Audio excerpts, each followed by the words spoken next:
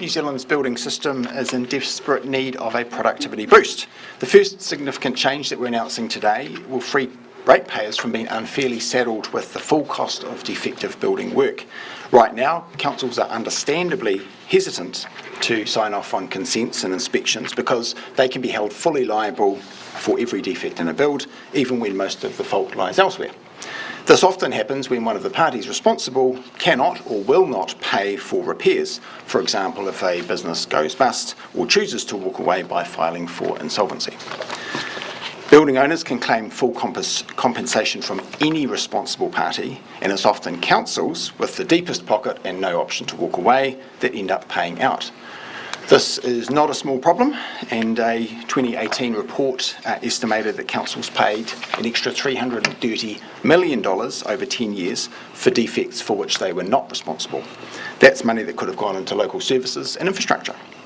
One such example occurred in 2015 when the Oaks Shore Body Corporate in Queenstown filed a $160 million claim for weather-tight defects. The developer had already gone into liquidation and wasn't sued, leaving ratepayers potentially on the hook for the entire claim.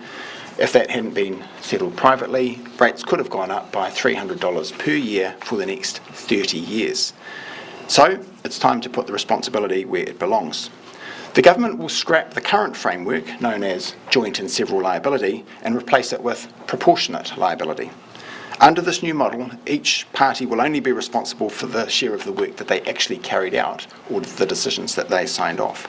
This will remove the fear that slows down the consenting process currently, reduce costs and reduce the risk to ratepayers having to underwrite someone else's mistakes. Australian states have worked under proportionate liability since the 1990s.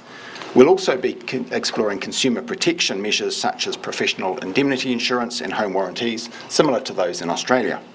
Private home warranty schemes already exist here as well, such as the Certified Builder's Halo Guarantee and the Master Builder's 10-year guarantee.